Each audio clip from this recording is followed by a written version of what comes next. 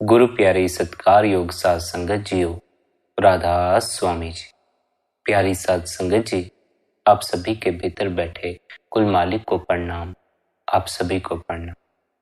संगत जी, आज के इस सत्संग का विषय है मन बार बार बाहर संसार में क्यों भटकता फिरता है, किन स्वादों के कारण मन हमें ध्यान में नहीं बैठने देता, भीतर नहीं उतरने देता। आज का यह सत्संग ध्यान पूर्वक अंत तक श्रवण करने योग्य सत्संग है।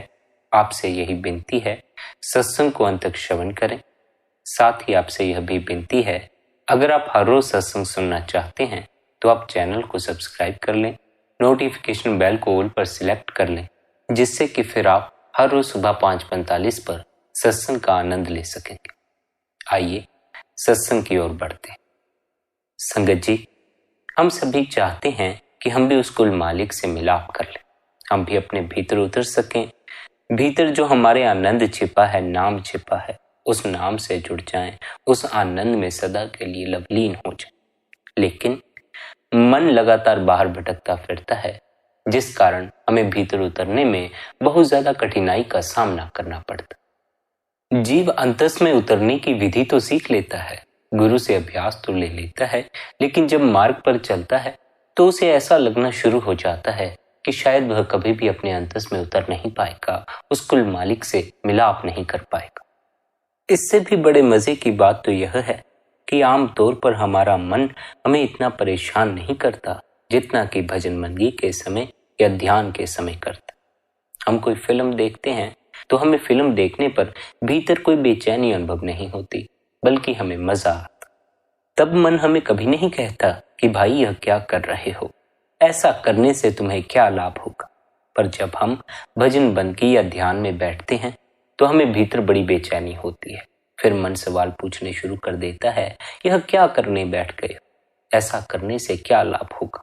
खाली बैठने से भला आज दिन तक किसी को कुछ मिला है? अगर कुछ मिला है तो कुछ करने से मिला है, उठो कुछ करो। लेकिन यह मन की चालबाजियां हैं, मन की इन चालबाजियों के शिकार मत हो जा। परमात्मा सदा उन्हीं को उपलब्ध हुआ है, ध्यान का अनुभव उन्हीं को उपलब्ध हुआ है जो पूरी तरह ठहर गए, जो ना कुछ करने में पूरी तरह उतर गए। जब तक आप कुछ करने में लगे हैं तब तक आप अपने स्वयं का अनुभव नहीं कर सकेंगे। क्यों? क्योंकि कुछ करने की यह जो बातचीत है, यह सब मन से उठती है। मन अगर बचता है तो कुछ करने से ही बचता है। ना कुछ करने में उतर कर देखो, मन अपने आप ही विलीन हो जाएगा। लेकिन यह कुछ करने की आशा ही मन को जन्म देती। फिर चाहे आप पूजा पाठ करने की आशा करें, भजन करने की आशा करें, सिमरन करने की आशा करें, कुछ भी अगर आप करना चाहते हैं तो मन से परे नहीं जा सकेंगे, मन में फंसे रह जाएंगे। इसलिए संतों ने सदा उपदेश दिया है, ना कुछ करने की अवस्था में उतर जाओ। इस बात को सदा स्मरण रखना, जो कुछ भी करने का ख्याल उठता है मन से उठता है। अगर भीतर कुछ करने की बात उठे तो सतर्क हो जाना, कुछ करने में मत लग जाना। मन जो करने को कह रहा है उसके प्रति जागना, देखना यह मन कितनी देर तक बोलता है, कितनी देर तक कुछ करने को कहता है और कितनी देर बाद यह अपनी बात पलट लेता है। अगर आप अपने मन का निरीक्षण करना भी शुरू कर दें तो आप पाएंगे आपका मन सदा एक सा नहीं रहता। अगर अभी मन क्रोध करने को कह रहा है तो ऐसा बिल्कुल नहीं है कि यह सारा दिन ही आपको क्रोध करने को कहता रहेगा। कुछ समय बाद यह काम की बात करना शुरू कर देगा या अन्य कोई और बातें करना शुरू कर देगा, परमात्मा की बात करनी शुरू कर देगा। लेकिन यह सदा एक ही स्वभाव में नहीं जीता। हमें अपने असल स्वभाव की पहचान करनी है जो कभी बदलता नहीं है। मन तो कई बार बदल जाता, दिन में 24 घंटे में मन कई बार बदलता। सुबह मन का स्वभाव कुछ और होता है, दोपहर मन का स्वभाव कुछ और होता है, रात आते आते मन का स्वभाव कुछ और हो जाता। सुबह हम ताजे होते हैं, दोपहर तक हम थोड़े चिड़चिड़े हो जाते हैं, रात आते आते हम अपने चिड़चिड़ेपन के कारण क्रोध तक पहुंच जाते हैं और फिर हम थक हार कर बिस्तर पर गिर जाते, जिस कारण फिर हम रात सोने से पहले बंदगी में नहीं बैठ पाते, ध्यान में नहीं बैठ पाते। अगर आप रात सोने से पहले 15-20 मिनट ध्यान में बैठ जाएं तो उससे आपके जीवन में बड़ा बदलाव आना शुरू हो जाएगा। यह तो हो सकता है कि 1-2 दिन या 3-4 दिन या 1 महीना आपको ध्यान का कोई अनुभव ना हो, लेकिन यह मत सोच लेना कि आपको अभी तक अनुभव नहीं हुआ इसलिए आपका ध्यान में बैठना व्यर्थ चला गया। नहीं, हम जब ध्यान में बैठते हैं, मालिक को याद करते हैं, भजन बंदगी में बैठते हैं, वह हमारा समय कभी भी व्यर्थ नहीं जाता। वह समय एक ना एक दिन अवश्य ही अपना फल अपने साथ लेकर। यह हो सकता है आप रात सोने से पहले ध्यान में बैठें, आपको ध्यान का कोई अनुभव ना, लेकिन इससे आपको एक लाभ यह मिलेगा कि धीरे धीरे मन की परतें उतरनी शुरू हो जाएंगी। दिन भर का जो बोझ आपने भीतर इकट्ठा कर लिया है, कई संसारिक बातों का जो बोझ आपने भीतर इकट्ठा किया है, वह धीरे धीरे हल्का होना शुरू हो जाएगा। जैसे जैसे मन की ये परतें धीरे धीरे उतरनी शुरू होंगी, वैसे वैसे ध्यान अपने आप ही घटित होना शुरू हो जाएगा। यह स्मरण रखें, ध्यान हम नहीं कर सकते या हमारे किए से उपलब्ध नहीं होता। ध्यान अपने से घटित होता है।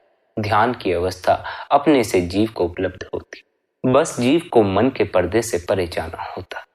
यही जीव की कठिनाई भी है, मन के पर्दे से परे नहीं जा पाता। भजन बंदगी में बैठता है, ध्यान में बैठता है, लेकिन मन बाहर दौड़ना शुरू कर देता है, लगातार संसार में दौड़ता, जिस कारण उसे अपने भीतर के आनंद का कोई अनुभव नहीं हो पाता और जीव को फिर इस बात का दुख भी होता। पर हमें निराश नहीं हो जाना चाहिए, दुखी नहीं हो जाना चाहिए। हमें उस कुल मालिक पर, अपने सद्गुरु पर भरोसा रखना चाहिए। अगर हम अपनी तरफ से सच्ची लगन, सच्ची मेहनत से कोशिश करते रहें तो अवश्य ही उस कुल मालिक की हम पर बख्शीश हो जाएगी। इसलिए अपनी तरफ से हिम्मत ना हारें, अपनी तरफ से निराश होकर ना बैठ जाएं, अपनी तरफ से पूरी कोशिश करें, अपनी तरफ से सच्ची लगन से कर्म करो, बाकी फल की फिक्र छोड़ दो, उस मालिक पर छोड़ दो। हमें हमेशा हमारे किए हुए कर्म का फल मिलता है। अगर हम बेहतर कर्म करते हैं तो उसका हमें बेहतर फल मिलता है।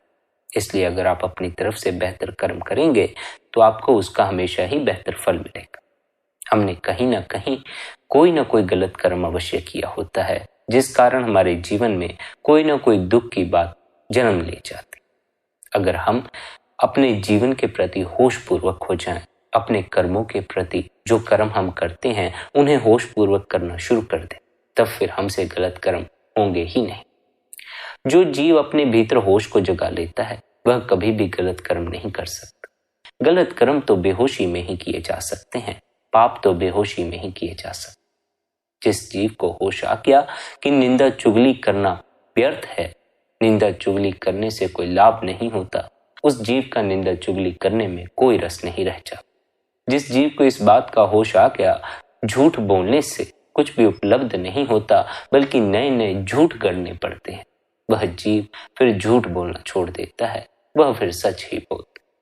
अगर हम जीवन में एक झूठ बोलते हैं तो उस एक झूठ को बचाने की खातिर हमें जीवन में अनेकों झूठ बोलने पड़ते हैं और फिर इस तरह एक दिन हमारे जीवन से सच तो विलीन हो जाता है, केवल और केवल हम झूठ से घिरे रह जाते। जो पाप हमारे मन को बार बार संसार की तरफ खींच कर ले जाते हैं, उन पापों में एक पाप यह भी है, झूठ बोलना।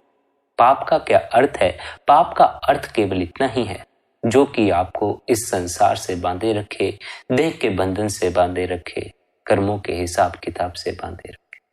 पुण्य वह है जो आपको उस मालिक में समा दे, आपको देह के बंधन से मुक्त कर दे। अगर कुल मालिक से मिलाप करना हो तब फिर मिथ्या बोलना, झूठ बोलना बंद कर देना चाहिए। पर यह ख्याल रखें, कभी कभार जीवन में ऐसी परिस्थितियां भी आती हैं जहां हमारे बोले हुए झूठ द्वारा किसी का भला हो जाता, जिस कारण हम झूठ या सत्य की ठीक ठीक परिभाषा तय नहीं कर सकते। इसलिए हमें झूठ, सच, पाप और पुण्य इन दोनों ही अवस्थाओं से ऊपर उठ जाना, एक ऐसी अवस्था जीवन में हासिल करनी है जहां न पाप करने का सवाल उठता है न पुण्य करने का सवाल उठता। अगर आप पाप करते हैं तभी आपके भीतर पुण्य करने का ख्याल पैदा होगा। अगर आपने कभी पाप ही न किया हो तो पुण्य का सवाल भी पैदा नहीं हो। पाप और पुण्य दोनों ही मन की अवस्थाएं, हमें तो मन से परे जाना।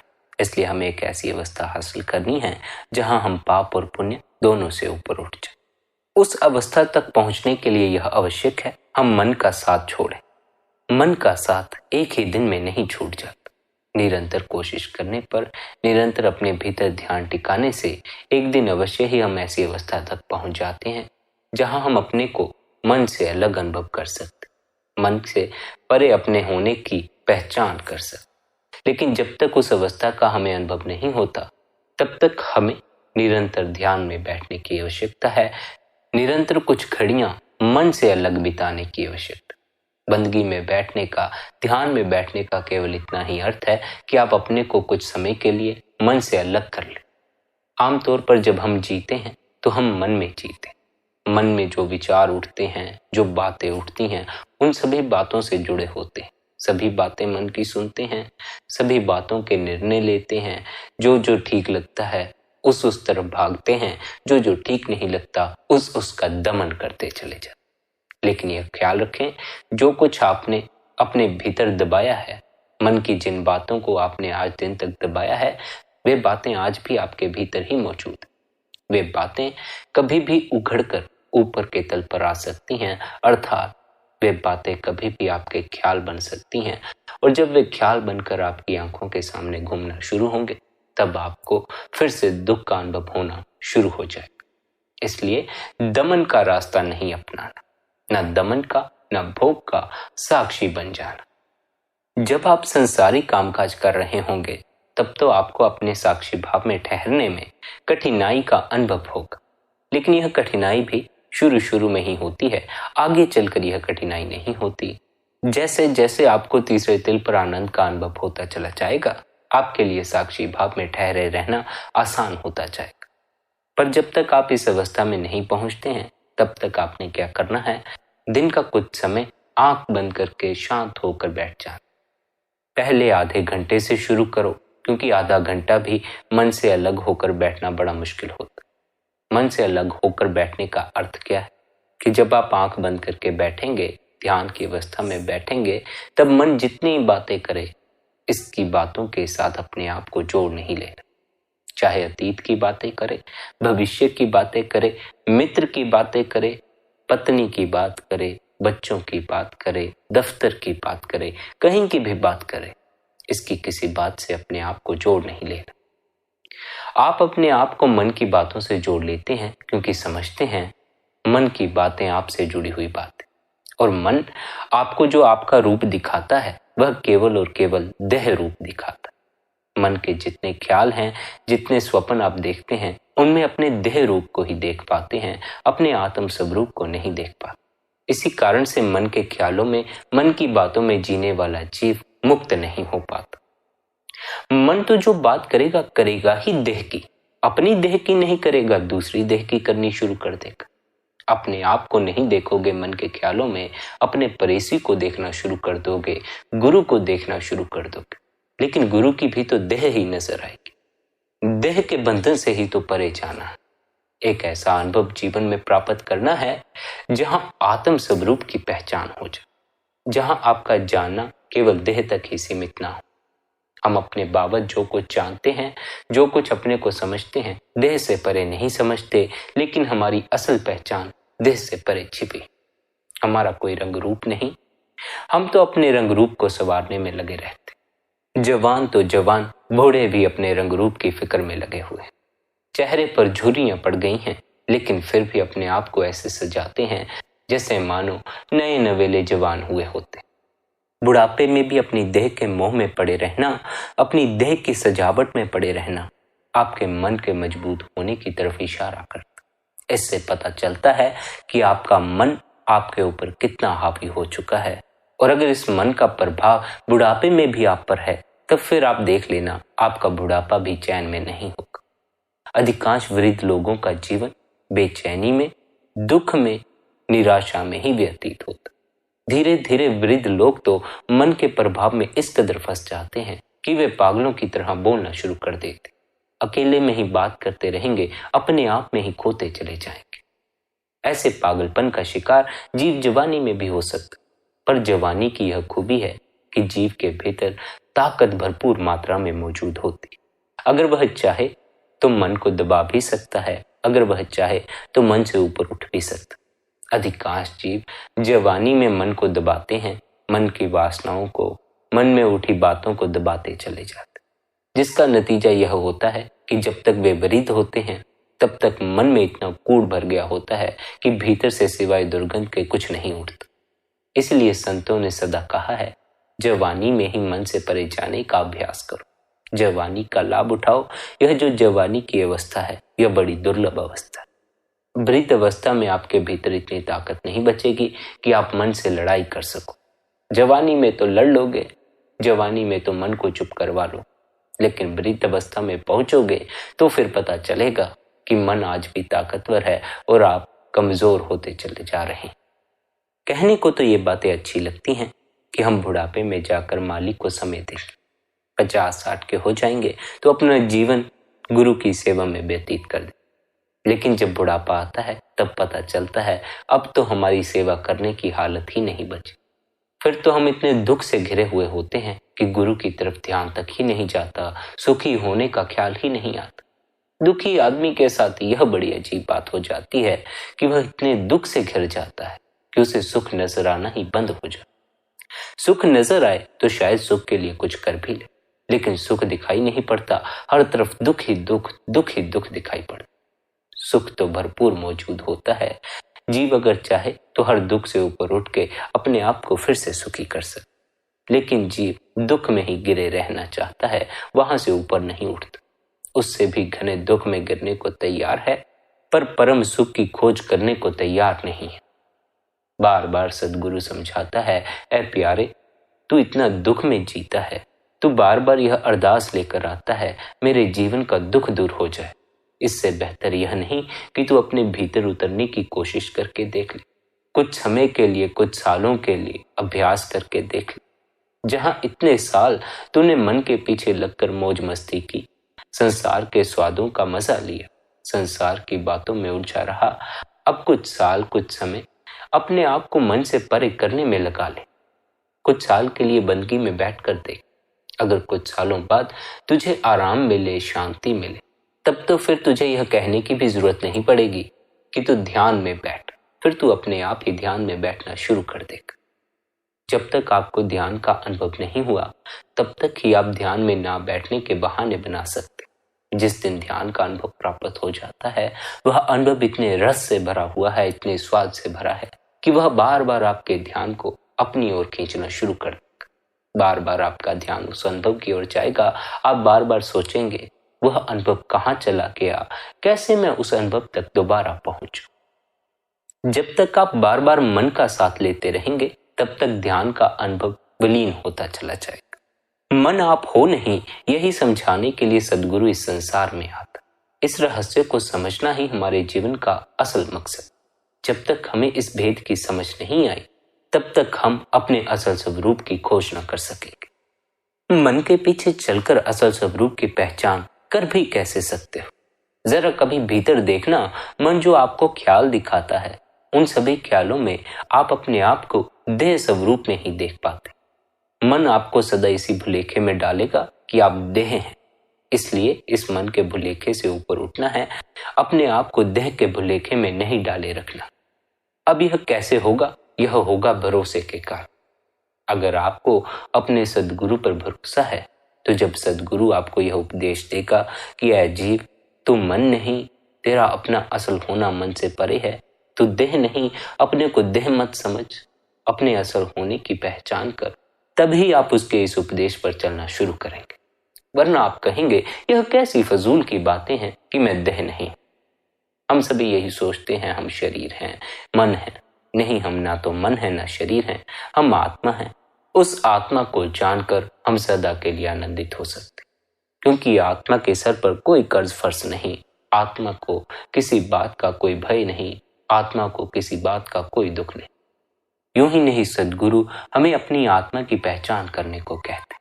इसीलिए कहते हैं, उन्हें पता है हमारा दुख आत्मा की पहचान करके ही मिट सकता। दुख तो होता ही देह के कारण है।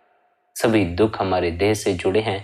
जब तक हम अपने को देह समझे बैठे हैं तब तक देह से जुड़े दुखों को भी अपने दुख समझे बैठे। देह पर हो सकता है अनेकों दुख हों, अनेकों बीमारियां, लेकिन वे आप पर नहीं आई। इतनी पकड़ आपकी मन की मजबूत है कि मन आपको अपने आप को देह मानने पर विवश कर देता है। इस कारण देह पर आई बीमारियां आपको अपने ऊपर आई बीमारियां अनुभव होती हैं। देह पर आए कष्ट आपको अपने ऊपर आए कष्ट मालूम पड़ते। आत्मा को कोई बीमारी नहीं छूती, आत्मा को कोई दुख नहीं छूता। अपने आत्म स्वरूप की पहचान करें, उसकी पहचान ही आपको सभी दुखों से पार ले जा सकती। जब आप अपने भीतर उतरेंगे तब आप पाएंगे कि दुख तो सारा का सारा मन में बसा हुआ। जिस घड़ी आप मन से अलग होने में सफल हो गए, आप पाएंगे दुख भी तत्क्षण विलीन हो गया और सुख का अनुभव होना शुरू हो गया। बस मन की रुकावट है। मन की इस रुकावट से परे होना है और आप आनंद के देश में पहुंच जाएंगे, सुख के देश में पहुंच जाएंगे। मन की इस रुकावट को परे करने के लिए संतों ने सदा समझाया है कि पहली तो बात यह ख्याल रखनी है, इस मन से झगड़ा करने नहीं लग जाना। इस मन से झगड़ा करने लगोगे तो यह और भी ज्यादा उपद्रव खड़े कर देगा। इस मन से झगड़ा नहीं करना है, इसे प्यार से समझाना है कि मालिक की बंदगी करना क्यों जरूरी है, क्यों हमें अपने असल की पहचान करना जरूरी है। सहजे सहजे इसे परमात्मा की तरफ मोड़ना। जोर जबरदस्ती करके इसे परमात्मा की तरफ मोड़ोगे तो यह परमात्मा की तरफ जाए या ना जाए, संसार की तरफ जरूर दौड़ा चला जाएगा और दुगनी तेजी से दौड़ा चला जाएगा। हमारा मन जब भजन बंदगी के समय संसार की बातें करता है या संसार की तरफ दौड़ना शुरू करता है तो इसी कारण से करता है कि हम क्या करते हैं, बैठते हैं भजन बंदगी में और इसे जोर जबरदस्ती संसार से हटाना शुरू कर देते। जोर जबरदस्ती इसे खींचकर तीसरे तिल पर टिकाना शुरू कर देते हैं। जोर जबरदस्ती ऐसा कुछ भी नहीं करना। आपने अपनी तरफ से कुछ समय अपने भीतर उतरने के लिए देना, बाकी सब कुछ उस कुल मालिक पर छोड़ देना है, अपने सद्गुरु पर छोड़ देना। मन से जोर जबरदस्ती करोगे तो मन बेचैनी पैदा करेगा और हमारी मन से इस जोर जबरदस्ती के कारण ही हमें ध्यान से उठना पड़ जाता है, भजन बंदगी से उठना पड़ जाता है। इसलिए इस मन को जोर से नहीं बल्कि प्यार से समझाना। कभी कभार इसे फटकार लगा देना भी ठीक है। हम अपने बच्चों को भी कभी कभार फटकार लगा देते, उसमें कोई बुरी बात नहीं होती, लेकिन हमें इस बात का ख्याल रखना है, हमें अपने मन को अपना दुश्मन नहीं बनाना। इसके साथ ऐसा संबंध रखें जैसे समझें हम अपने बच्चों के साथ रखते। प्रेम प्यार भी है, लेकिन कभी कभी उसकी कुछ बातों पर हम उसे ताड़ भी देते, फिर भी इससे हमारे और बच्चों के बीच का संबंध बिगड़ नहीं जाता। प्रेम तो उतना ही मौजूद रहता। हमें इस मन से मित्रता ऐसी बनानी है कि यह हमें बार बार संसार की तरफ न भटकाए। अभी हमारा यह मन हमारा मित्र नहीं है। मित्र होने का अर्थ यह है कि यह हमारी बात भी सुने। अब तक तो हम इसकी ही बात सुनते आए हैं, इसने कभी हमारी बात नहीं सुनी। अगर आप बैठकर अपने ख्यालों की तरफ कभी ध्यान देंगे तो आप पाएंगे आप कुछ भी करने वाले नहीं हैं। आपका मन अपने आप से ही बोले जा रहा है और आप केवल मन की बातें सुने जा रहे हैं। जब से इस मन का साथ आपने लिया है, यह मन बस बोलता जा रहा है, बोलता जा रहा है और आप इसकी बातों को सुनते जा रहे हैं। लेकिन भ्रम क्या पैदा होता है? भ्रम ऐसा पैदा होता है मानो मैं बोल रहा हूं। बोलता मन है, मैं सुनता हूं यह क्या बोल रहा है। भ्रम यह पैदा हो जाता है बोलने वाला मैं हूं। करता मन है, लेकिन भ्रम क्या पैदा हो जाता है? करने वाला मैं हूं। इस भ्रम से ही अपने को मुक्त करना। करता मैं नहीं, करता तो वह परमात्मा ही है। वह इकलौता कर्ता पुरख विधाता ही हर तरफ मौजूद है। उसके अतिरिक्त इस पूरे संसार में और कुछ भी मौजूद नहीं। जब यह संसार नहीं था, लोग नहीं थे, कुछ भी नहीं था, तब भी वह परमात्मा ही था। जब यह संसार नहीं रह जाएगा, लोग नहीं रह जाएंगे, तब भी वह परमात्मा ही रह जाएगा। वह परमात्मा सदा मौजूद रहता है। उसकी मौजूदगी में कई कुछ बन जाता है, कई कुछ मिट जाता है। बहुतों साल पहले इस संसार में भी जानवरों की बहुत बड़ी बड़ी प्रजातियां थी। डायनासोर मौजूद थे, लेकिन आज वे मौजूद नहीं। जो बनता है वह मिट जाता, लेकिन वह परमात्मा सदा मौजूद रहता है। उसकी मौजूदगी में ही सारा खेल चलता। इस संसार में जो कुछ हो रहा है उस कर्ता पुरुष का ही खेल। यह हो सकता है मैं मन के बहकावे में आकर अपने आप को आपसे अलग समझ लूं और आप मन के बहकावे में आकर अपने आप को मुझसे अलग समझ लें। लेकिन जब हम उस तल पर पहुंचते हैं जिस तल पर मन का साथ छूट गया होता, उस तल से खड़े होकर जब हम इस संसार की तरफ देखते हैं तब फिर मुझ में और आप में कोई भेद नहीं रह जाता। फिर मैं और आप एक ही हो जाते, अर्थात आप में भी मुझे मालिक नजर आएगा, मुझ में भी मुझे मालिक नजर आएगा। जब आप मन से ऊपर उठ के दसम द्वार को भेद कर अपनी आत्मा की पहचान करेंगे, उस दिन आपके लिए हर तरफ परमात्मा ही परमात्मा मौजूद हो जाएगा। मुझ में देखें, अपने में देखें, वृक्षों में देखें, फूलों में देखें, पानी में देखें, आसमान में देखें, चांद तारों में देखें, जिस तरफ देखें फिर वह कर्ता पुरुष ही नजर आता। उसकी मौजूदगी ही सदा कायम रहती। मेरी और आपकी मौजूदगी तो कुछ सालों की मौजूदगी, कुछ सालों बाद मेरा और आपका कोई मिलना नहीं हो सकता, कुछ सालों बाद मेरी और आपकी कोई बातचीत नहीं हो सकती, कुछ सालों बाद मैं और आप कहाँ चले गए हम एक दूसरे को अपना पता भी नहीं बता सकेंगे। यहाँ जीते जी हमारा प्रियजन किसी अन्य शहर में चला जाए तो अपना पता भेज देता है, मैं यहाँ रहता हूँ, तुम यहाँ आकर मुझसे मिले। लेकिन जब हमारे प्रियजन इस संसार से ही चले जाते हैं, चुपचाप चले जाते हैं, कोई पता पीछे छोड़कर नहीं जाता, यह नहीं बताते कहाँ चले गए, कहाँ जाकर हम उनसे मिलाप करें, कैसे फिर हम उनसे बातचीत करें। फिर कोई बातचीत नहीं होती, फिर सारे रिश्ते छूट जाते हैं। जिन जिन के साथ हम जी रहे थे उनसे अलग हो जाते। और यह जो पीड़ा है अपनों से अलग हो जाने की पीड़ा, यह तब तक बनी रहेगी जब तक आत्मा देह के बंधन में बंधी हुई है। बार बार देह मिलेगी, बार बार आपके लोगों से संबंध बनेंगे, मित्रों से संबंध बनेगा, पत्नी से संबंध बनेगा, बच्चों से संबंध बनेगा, उनसे प्रेम हो जाएगा। और फिर अंत में क्या होगा? अंत में मृत्यु होगी, सबको छोड़ना पड़ेगा। कितने जन्मों से आत्मा मन के भ्रम में आकर अपने को देह समझे बैठी है, और न जाने कितने ही जन्मों से हम कितने ही परिवार बदल चुके हैं, कितने ही प्रियजनों का हम अफसोस करते हैं। इसलिए जन्म मरण के चक्कर से ऊपर उठो। कब तक इस चक्कर में फंसे रहकर अपने आप को दुख में डाले रखोगे? बार बार जन्म लेने से बेहतर है एक ऐसा जन्म लो कि फिर दोबारा कभी जन्म लेना ही ना पड़े। बार बार मरने से बेहतर है एक ऐसी मृत्यु मर जाओ कि फिर दोबारा मरने की आवश्यकता ना पड़े। वह कौन सी मृत्यु है? वह मन की मृत्यु। मन की मृत्यु से अर्थ है जिस भ्रम में मन ने आपको डाला हुआ है, अर्थात इस भ्रम में कि आप देह हो, इस देह की खातिर जियो, इस देह की खातिर कमाओ, इस देह की खातिर मर जाओ। इस भ्रम से ऊपर उठ जाना, यह भ्रम ही जन्म मरण का कारण बनता है, बार बार इस संसार में आने का कारण बनता है। इसी भ्रम के कारण हम संसार के पदार्थों के पीछे भागते। देह को तो संसार से ही स्वाद की प्राप्ति हो सकती है, इसलिए अगर देह के स्वादों से ही बंधे रह गए, इंद्रियों के स्वादों से ही बंधे रह गए, इस संसार से ही बंधे रह जाओगे। मन इस धोखे में डालता है कि आप देह हैं, और आप देह के धोखे में पड़कर इंद्रियों के स्वादों के भोग में पड़ जाते। क्योंकि मन ने भी जन्मों जन्मों से इंद्रियों के स्वादों का ही अनुभव किया है, इसलिए यह हमें हर जन्म में इंद्रियों के स्वादों की तरफ अर्थात संसार में भटकने की ही प्रेरणा देता। जिस दिन इस मन को अंतस में गूंजते नाम का रस प्राप्त हो जाता है, यह संसार के स्वादों को छोड़ देता। जिन जीवों को अंतस के स्वाद का अनुभव नहीं हुआ, उनके लिए यह समझना बड़ा ज्यादा कठिन है कि वह स्वाद कैसा होगा। भला ऐसा भी क्या स्वाद जो हमारे ख्याल को बाहर से भीतर की तरफ मोड़। यह तो अनुभव की बात है, यह समझने से समझ में नहीं आती। जैसे खाना है, मैं खाने के स्वाद के बारे में आपसे कहूं तो वह स्वाद आपके मुंह में कभी नहीं आएगा। स्वाद की जानकारी आप तक पहुंच जाएगी, आप समझ भले ही जाएंगे स्वाद कैसा हो सकता, लेकिन समझने से स्वाद का अनुभव आपको नहीं होगा। जब आप खाना खाएंगे तो अपने आप ही आपको स्वाद का पता चल जाए।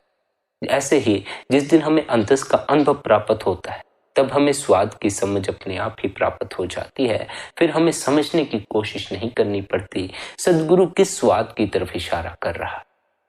यूं ही नहीं, सद्गुरु हमें बार बार समझाते हैं कि हमें अनुभव की यात्रा करनी है, अनुभव तक पहुंचना। क्यों? क्योंकि अगर हम अनुभव तक पहुंच गए, फिर हमें गुरु के उपदेश को समझने में जरा भी कठिनाई नहीं होगी। जैसे समझें, अगर किसी जीव को अनहद शब्द सुनाई पड़ना शुरू हो जाता है, तो फिर उसके लिए गुरु के उपदेश को समझना और भी ज्यादा आसान हो जाएगा। जब गुरु कहेगा अनहद शब्द से अपनी लिव जोड़ो, तब उसे पता होगा कि मुझे किस से अपनी लिव जोड़ो। जिस जीव को अनहद शब्द सुनाई नहीं पड़ रहा, उस जीव के लिए कठिन है इस बात को समझना गुरु किस शब्द से जुड़ने की बात कर रहा है। उसे फिर समझ नहीं आएगा मैं अपनी लिव किस चीज के साथ जोड़ूं। इसलिए अध्यात्म के मार्ग पर पहले अनुभव हासिल करो।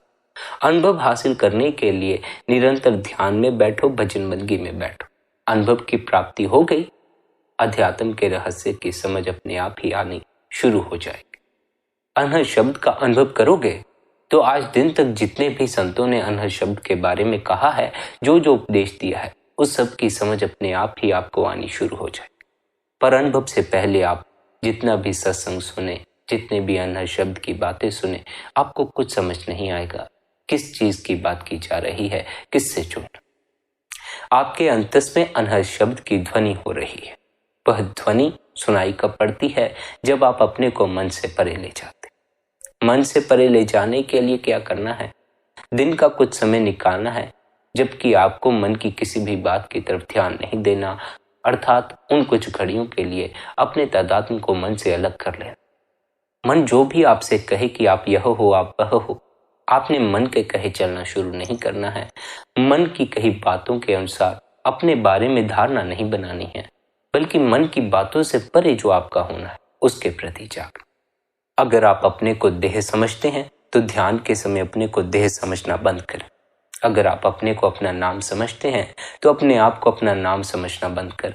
जैसे समझें किसी का नाम रमेश है तो वह जीवन भर यही समझता रहता है, मैं रमेश हूं। भला नाम कोई आप जन्म के साथ थोड़ी लेकर आए। नाम तो आपको बड़ी बाद में दिया जाता, लेकिन फिर भी जीव नाम से इस कदर चिपक जाता है, सोचता है यह नाम मेरा नाम। इन सब फजूल की बातों से अपने आप को जोड़ना नहीं। मन ऐसे ही आपको कई और बातों में उलझाएगा। जैसे कोई डॉक्टर है तो मन कहेगा तुम डॉक्टर हो।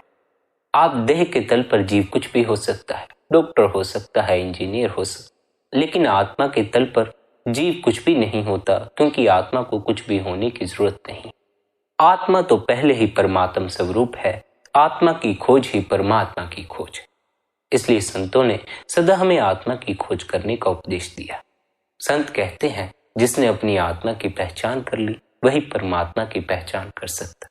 आत्मा परमात्मा में समा सकती है, देह परमात्मा में नहीं समा सकती। देह तो मिट्टी में समा जाएगी।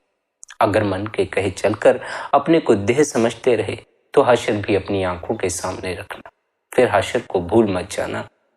अगर मन के परे जाकर अपनी आत्मा की पहचान करोगे तब कहीं जाकर इस बात की खबर लगेगी कि यह जो देह मिट्टी में मिल गई यह मैं नहीं था, यह तो मेरा होना ही नहीं था। मैं जीवन भर इसे अपना होना समझता रहा और न जाने कितने जन्मों से इस देह को अपना होना समझता रहा, जिस कारण इस संसार में भटकता रहा।